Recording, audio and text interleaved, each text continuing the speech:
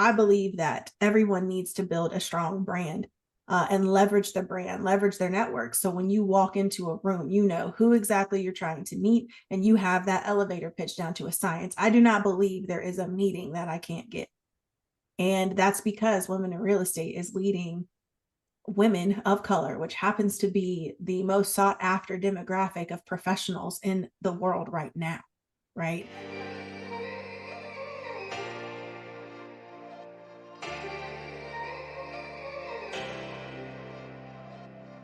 Welcome to the Share the Wealth Show, where minority professionals can learn to escape the racial wealth gap and catapult themselves into abundance. Your host, Nicole Pendergrass, grew her net worth from being negative to multiple six figures. Join her on her investigative mission to expose secret strategies of the wealthy so we can all have the tools needed to build the life and legacy we were created to possess. Now it's time for the show. Hey guys, so we're back again. This is the second part of the episode with today's guest. I need you, if you have not heard part one, go back to the previous episode and listen to that first, and then come back and join us here today. You need to hear the whole conversation. This is why we split into two parts. There's so many nuggets. It's so juicy. Go back and listen to the first part. So what I do want to kind of pivot into is, since you guys have started W.I.R E, and you said you called it Women in Real Estate, so assuming you both were in real estate before you started W.I.R E, what were you doing before you started W.I.R E, and how has starting W.I.R E and starting this community helped catapult or grow what you're doing in real estate now?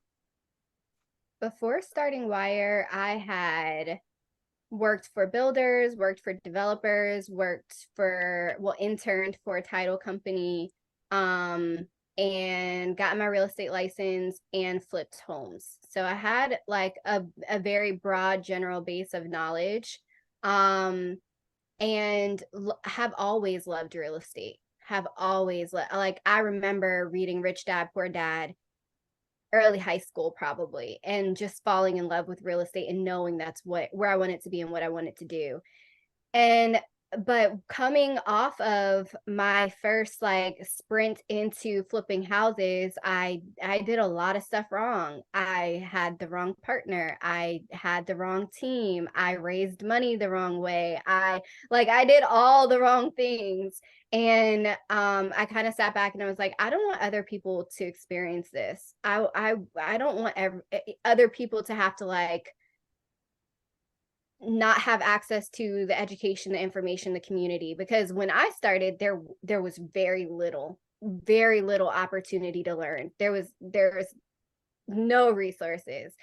And so that kind of pushed me to really want W.I.R E to be what it's become. I feel like it has number one, it's helped me grow tremendously by learning from incredible women like you. Like every day I'm learning about some other form of real estate investment, or getting better with underwriting, or understanding just the nuances of real estate. But W.I.R E itself has also just taken a life of its own, and it's been able to provide that opportunity of empowerment and growth in all the good things to everybody else. I forgot what the initial question was, so I hope that I answered it. And I didn't just go. Yeah, it was, what were you doing before, and then how did starting the community help you catapult or grow your real estate investing? Yeah, it taught me a lot. It continues to teach me all the time, and it's also given us a platform to help open doors for other women. As we open them for ourselves, we can open doors for other women. So it's been a great opportunity to not only grow my own personal career, but also to see other tribe members grow. And I feel like we're building a human pyramid. You know what I mean? Like we keep lifting and climbing and lifting and climbing. And so my thought process is like, let's build the most dangerous organization that we possibly can. Like, let's leverage our collective power to be able to be in any space, to make the needle move on any decision, to change a wealth gap, a education gap, a community equity gap. Like, let's pull together and make all of us more successful, more wealthy, and more empowered to change the world. Love that. Kelani, you have anything? Yeah. So what was I doing before this? I'll keep it short. I started my career in fix and flip. I managed a pretty extensive fix and flip operation that had quite a, abundant access to capital. And I joined this team when it was very, very small. There were 4 of us when we started. By the time I had left and decided to pivot into commercial real estate, it was a full-blown fix and flip operation. Hundreds of flips, thousands of transactions, created roles in every single department, from the acquisition to the project management to the dispo, and then turned that into a boutique brokerage where I had about 30 or so agents that I hired and trained, and they dealt with the lead flow that came from the flips. But that was not my business. My name was not on that building. My hard work, I was new. That was my introduction. I don't think that I was fully aware. I was not fully aware of the value that I added to that organization.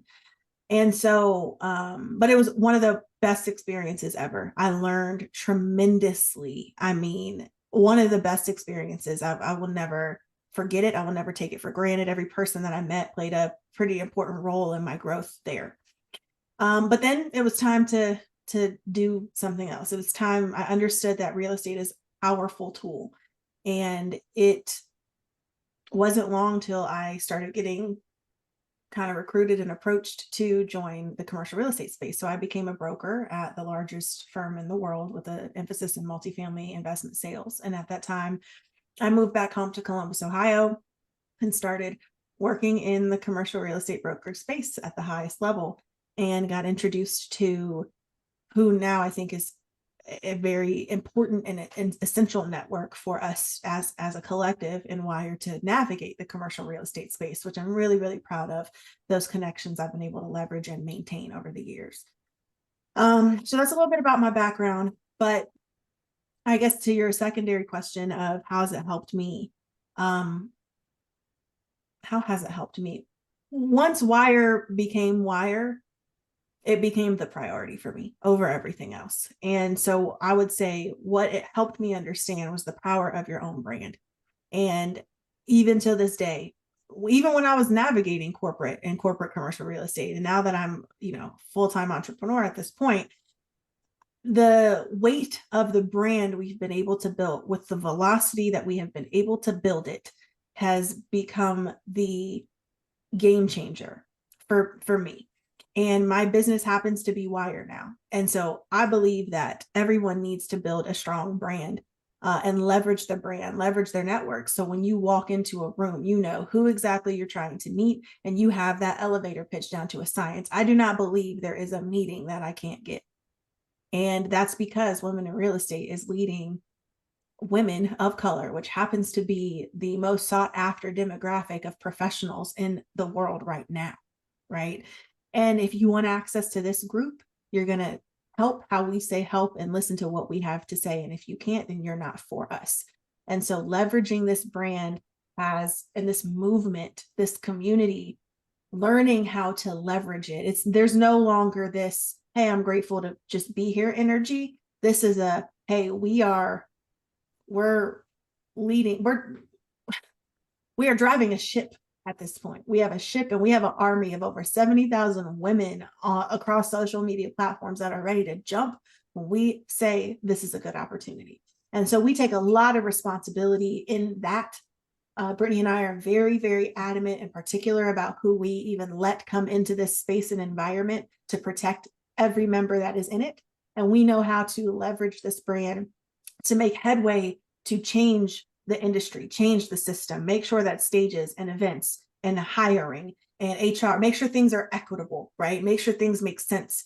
And just as unapologetic as we are about going to an event with our midriff show or whatever the thing is, we're just as unapologetic when we have meetings with other executives and people in the C-suite at Fortune 500 institutions that are like, who the heck are these girls? We're walking in there like we know exactly who we are. And that's been, I think, one of our biggest lessons. my biggest lesson. Looking to build wealth with real estate? Are you all tapped out on YouTube University and ready to get help tailored to your specific situation and goals? Have you always known that you are a little different from the crowd, that you never liked following the status quo, and that you're just tired of living in mediocrity? You want to build wealth on your own terms outside of Wall Street? Well, then maybe the Microfamily Mavericks mentorship program can help with that. It's a community where I handhold you through the process of buying your first small commercial multifamily building, because not everyone is ready for 100 units out the gate. Why multifamily? Because it gives your rental income a hedge against vacancy. Imagine what happens when your single family rental tenant leaves, right? And why commercial 5+ units? Because you have much more control over increasing the building's value in the commercial space, and then in turn, increasing your own net worth. Starting small is a stepping stone to so much more, because then you can tap that equity and buy another building and another and another, and you get the point. So increasing your cash flow and your ability to be job optional along the way. It's all a part of the journey. So if you think big, but you want to start small, and if you know multifamily real estate is a way for you to open the door to building a life of freedom, abundance, and legacy, but you just need someone to guide you step by step, and you want to be surrounded by other people on the same journey, doing the same thing, then just click the link in the show notes to find out a little bit more about the Microfamily Mavericks, and I look forward to potentially seeing you on the inside. So now back to the show. So we've discussed a ton. We started with like our childhoods and worst workplace experiences and how that's grown into developing communities, feeling like you belong, not having imposter syndrome, being strong and unapologetic in your own skin, just the experiences and inequalities and kind of hair stories and horror issues and all the things that we've discussed today. And I feel like a lot of people listening will be able to relate to our stories. But if somebody was looking to start community or to be able to, I don't know, feel more confident in themselves and be able to step into that role more boldly, and what if they're scared to be unapologetic in the environment that they're in? What are a couple of steps that you feel someone should be able to take to either work on themselves internally or be able to just step out and actually start building that community in a way that is authentic to them? I would say, No, sorry, go ahead, Britt. it's okay. I would say vulnerability is a muscle. Just like discipline is a muscle, vulnerability is a muscle. And so it starts with like being willing to be vulnerable, being willing to be uncomfortable, and taking those little steps outside of yourself so that others can do the same. And then it continues by making a space for people to feel comfortable enough to be vulnerable and comfortable enough creating a community with you. I think oftentimes we have like, oh, well, a community means 5,000 people or community means 500 people. And that's not necessarily true. It can just mean two. Sometimes just one other person is all you need. You just need somebody who understands and somebody who's going in the same direction as you. It's so powerful. So not discounting that, being willing to sit in that and understand what the blessing is in that, I would say is super important. So those would be my two things: be vulnerable and then make space for others to be vulnerable with you, and appreciate 1, 2, 3, 5, 500 folks that are willing to come on that journey with you. Mm-hmm. Yeah.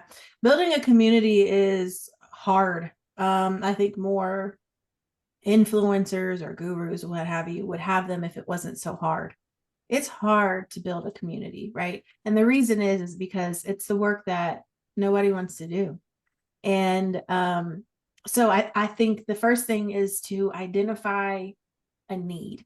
So if you are somebody who's having a hard, how are you addressing the need that you had at some point? When was life and business hard for you? What did you have to overcome? And understand that you are not the only person in the world that has those issues or those pain points or those problems. So identify the need and service that need. Whatever that need is, those are the people that you're looking for, and those are the problems that you're looking to solve. not for anyone, right? Building a community is not solving problems for people. It's creating space for us to figure out a solution together, right? So creating space, to Brittany's point. And then I would say the last part to add on to that is provide opportunity, right? Are you providing additional opportunities for, it's one thing to get together and say, hey, this is our collective problem. Let's talk about it. Well, then how are we solving for those problems? And then as we solve for them, as we step into other opportunities, hey guys, I have this opportunity. Do you want to get in this with me? Or hey, this might be something for us to do together. So right now, if anybody ever comes to me and says, hey, I need a lender. Hey, I need someone to talk to someone about multifamily. Hey, I need to talk to someone about wholesaling. Community first. I'm outsourcing and referring deals and relationships to people within my community first. And when people feel prioritized like that, that's going to incentivize them to pour back into that community and do the same thing. And a rising tide raises all boats. So community is just not something that you come and just extract value from. You bring value to it, and that's how it increases in value and volume and all of those things. So I hope I answered that. Okay. No, definitely. I love that. It definitely, I also think, just starts within, and being able to get that confidence to just, and not be fearless. I think there's more power in being able to move through the fear. There's plenty of things, like I was saying before in talking with uh relating to Brittany and trying to make the mission and what our mission would be out loud. um I was scared when I decided that it would be to help, minorities on the surface and not behind the scenes. And I'll be honest, sometimes I'm still scared when I say it, depending on like the room or who I'm talking to or whatever.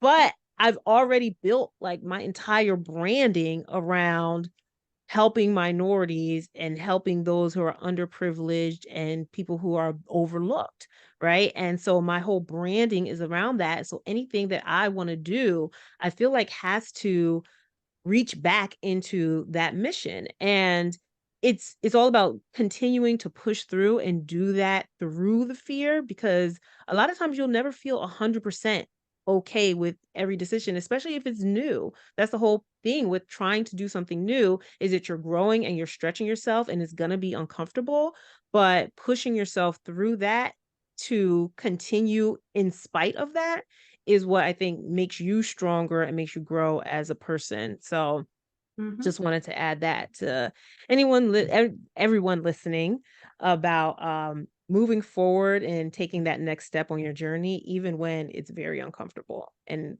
it seems like all the odds are against you.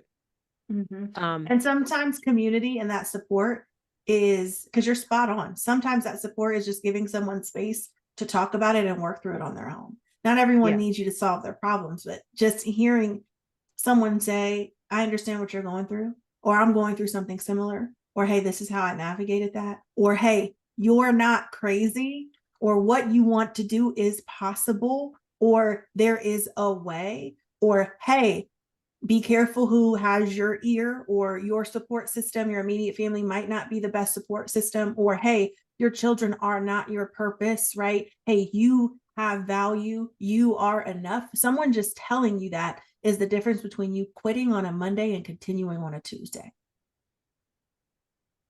Amen to that. Amen. Okay. Before we go into the final round of questions, which I call digest with the guests, because the guests always leave so many juicy little morsels, we have to just digest all the information and really be able to get it into our systems. So, what I'm first to do is I have so many great reviews on Apple. If you are listening, you have not left a review on Apple, please do that. And your review might be read next. But I'm going to be going through each episode and reading a review from Apple just to show my appreciation to my wonderful listeners, my wealthpreneurs out there. So right now I have love this podcast, great host, and great guests. I love this podcast. Nicole's story is inspirational for me as a new investor, and all of her guests are always great. They are experts in their fields and always add so much value. If you are focused on building generational wealth, you will always find some kind of value from every episode. Thank you so much for this review. Um, I'm gonna have to, I have to come honest with this. I can't even say whoever left this review, if you're listening to this episode, please message me because I'm having a little snafu with my Apple right now, and I cannot find the Apple iTunes, and I cannot find the name of the person who wrote this review. So I really want to shout out your name. Once I find it, I'm actually gonna say it in the next episode just to give you credit for leaving that great episode, that great review. But in any case, thank you so much. And let's go to our final set of questions. So Which, before you go on, and yeah, Kim and I didn't discuss this, so I hope she doesn't kill me. But sure. um, for the next 5 people who leave you a review, if they screenshot it and they send it to our Instagram, it's at women.in.realestate, we will give them a free month of W.I.R.E. So just because you deserve it. Number one, it's so easy to leave a review. And I know how important that is for your ratings and for your show, and how that really helps you be able to reach more people that you want to reach. I feel like that's an easy give back that we can do. Thank you so much. Yo, so, all right, wealthpreneurs, you heard that. You get a free month of W.I.R.E. You don't understand how many resources and masterclasses and recordings are already in the community. So you can go in there and like listen to some of the information that's there already and interact with people in the chat. Because the chat is very, very active and is a private community, but there is so much I can't even go into all that's in there already as far as content and value. So that is a fantastic offer. Remember, I will have the Instagram handle in the show notes if you can't remember or find it. Brittany, say it one more time. At women.in.realestate. Okay. So go screenshot your review, send it to them in IG, and get your free month of W.I.R.E. So 5 people, remember, only the first 5 people. Okay. Are you enjoying this episode? Then stop what you're doing right now. Head over to Apple Podcasts and leave us a rating and review. It really helps our show get pushed to more people who are looking for the information that we're sharing here. We have to share the wealth. If you listen to us on YouTube, make sure you like the episode that you're listening to right now and subscribe to our channel. Then share the channel with somebody else. There are people out there looking for the information you're listening to right now. So make sure you share it with someone who you know needs it. Now, back to the show. Thank you. All right, digest with the guests. Warren Buffett said that diversification is protection against ignorance. I kind of take that to mean that basically people diversify because they don't really know what they're doing. But what is your take on that? And is that a good or bad strategy? My thought is that you diversify because you are ignorant of what the future holds. Like, none of us know what's going to happen. None of us could have predicted a pandemic, right? Like, nobody knew that was going to happen. And we didn't know what effect that was going to have on the market. So depending on what type of assets you were in, and what the market did, it could have gone left or right for you. So I think diversification is important, but I think it's part of a strategy. Like, I believe in like building a financial base, of a real estate base of like really strong assets that hold value, and then kind of elevating up to more risky items. I think if you just kind of jump into the deep end of the pool, it's really easy to drown. Those are my thoughts. Mm-hmm. I mean, Warren Buffett is Warren Buffett. I don't know that I don't know that many disagree. I think I've heard a couple of contrarian thoughts about going deeper rather than wide, but I think anyone who analyzes risk in any capacity for a living would understand that mitigating risk is the key to maintaining, right? And yeah, maintaining, I think, right? Because we're in the long game. Not everything is, and this is actually something that I had a call recently, and you'll appreciate this, Nicole, because of the lane that you're in with multifamily. But understanding right now the opportunity of how deals are getting done with the volatile market that we're in, and how people who are raising money, how they can essentially become rescue capital, right? In deals in lieu of LP or GP positions, right? That's how a lot of deals are getting done at big box firms right now, which is super interesting because it's just a different deal structure. So when you think about diversity, is it a diversity in investments? Maybe. Is it diversity in thought? Likely, right? Because if you get too stuck, you're gonna, you won't survive. So we're in this for the long game. And with these new strategies that are being deployed in the multifamily sector, this is about surviving, right? We have to survive right now. And if you can survive right now, the upside for you at the other, on the other side of this market cycle is going to be wonderful. So I mean, I don't know that I could disagree with Warren Buffett at all, but diversity in all aspects and not just in your investment strategy is extremely important. Good, cool. All right. Have you both played Monopoly before? Hell yeah. Give me my top hat. Okay. Boardwalk or Baltic? Which are you purchasing first and why? What's your strategy to win the game?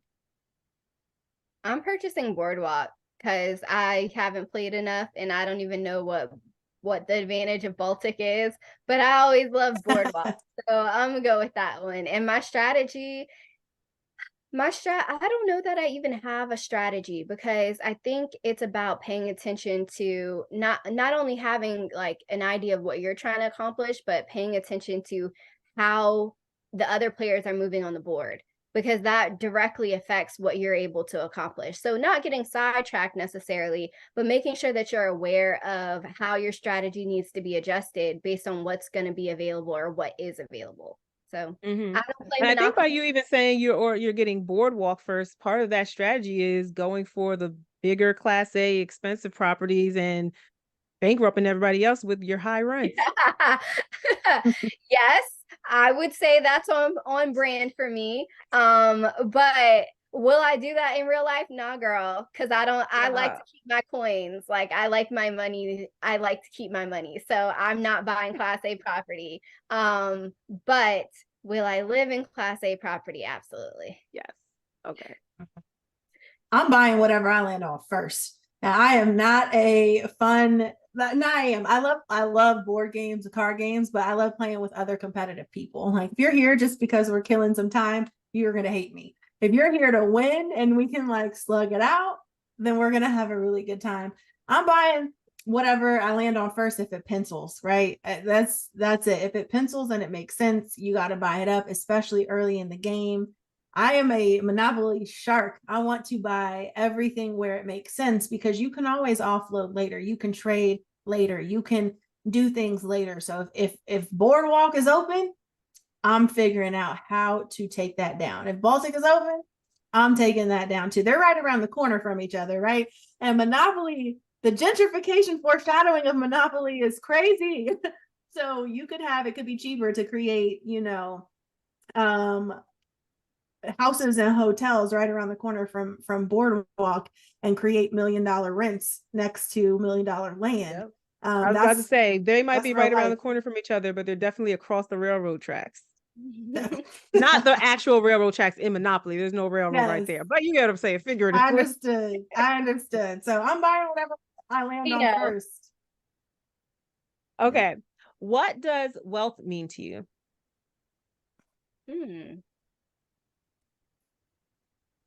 Wealth is definitely synonymous with legacy for me. I think I think I view it in contrast to being rich. I think there are a lot of people who might be rich but not have built wealth. Wealth is long lasting. It's able to it holds power, and it holds power over generations. I don't know if that actually says like what wealth is, but those are the characteristics that I think of when I think of wealth. Cool. I think wealth for me is creating an environment for myself and generations to come where my family or people that have been impacted by me, I've been able to impart in them wisdom that I've learned, lessons that I've learned, that empower them to be able to live a life of choice. I want you to be able to choose how you want to live. Can you pursue whatever your passions are, whatever your dreams are, without having to worry about surviving? That would make me feel like I did good. Nice. I love that. Thou have no worry about surviving, just being able to live. Okay. So we ask each guest to create a question for the next guest. So keep that in the back of your mind. So it can be anything: business, personal, funny, serious. So as you're coming up with a question for our next guest, I'm going to ask you the question that was left for you. The question is, this is from Dave Ball, who is a realtor in Dallas. And his question is, if you had to go back in time and see any 3 events, what would you want to see and why? 3 is a lot. I don't know if I can. Pick one. We can just take turns. That way you Okay. don't have to come up with 6. Okay. Yeah, well, 3 together. So 1 each and then a joint one, I guess. Okay. Kelani, you go first. This is hard. If I could see or witness any event ever. Mm-hmm. Okay, I have one. Oh my God. Okay, go ahead. Go ahead. I think witnessing Jesus speaking would be amazing. I don't want to witness the crucifixion. Like, absolutely not. But I would have wanted to be in the upper room with him. That's where I went to church today. There we go. Perfect. That's number 1. You know what's so funny? I'm sorry, I should not be interrupting, but my whole mindset was like, do you warn him about Judas? And I'm like, he's Jesus. He already knew about Judas. So sorry, that was like a side. Go ahead. He already knew. Let's see, number 2. Number 2, I would have, this isn't like a historical event, but my grandfather built an incredible compound for himself after slavery. Well, not my grandfather, but like my great grandfather. Built a school, built a church, built a hospital, built homes for his children, homes for himself. And to have accomplished that, right after being an enslaved person is so incredible to me. So I would have wanted to witness any event of his life, honestly, like any of the events of him speaking or him purchasing land or just any of that. I would definitely pick that as an opportunity to go back and witness. Yeah. This is a really hard question. I don't know that I've ever been so stumped because I can't just pick one. I'm thinking of personal things. I'm also thinking of professional things. But I think if there was anything, I would want to witness the aha moments of some greats. Okay, you know what? I've figured it out. I understand. The vision is clear, right? So I think a lot of times we're always a work in progress and we're learning. And a lot of times we're kind of told how to live, what we should aspire to, how to do things. But all of us, I think, come across this moment where we're like, no, we have a choice. We have options. We can. And that aha moment for any great, I would like to see. So that's not a very specific answer, but I think a lot of us might be in very similar conditions, right? What is happening in our lives? What type of rock bottom are we at? What kind of things are we experiencing in these moments to where that moment happens for some people, and then how do you execute on that moment? So if I had to be super particular, I'm a Hove fan. I love Jay-Z. It's on my to-do list to get to the Book of Hove exhibit before the end of the year, hopefully. And I think whenever he had his aha moment that he didn't need the rest of the industry. He didn't need the labels. He didn't need anything else. I would love to witness that moment and see how he said, okay, I'm going to do that. We are going to do this without them. And so I don't know. I don't know if that's a great answer, but I feel like a No, lot of that's greats great. have that moment. I love that. I love that. So I think all three answers were great, given that I would not have been able to come with the answer at all. Um, and then so what about thoughts on a question for whoever my next guest is? Do you know who your next guest is going to be yet? I have a good idea, but that's not fair. You're not supposed to know who it's going to be. I don't need to know who it is. Is it a man or a woman? Even that, I feel like it's cheating a little bit. I think I have a question. Kelani, you It's a decided woman. to be our question. Okay. How are you helping to change the world? Okay. Can you give them 2 questions? Yeah.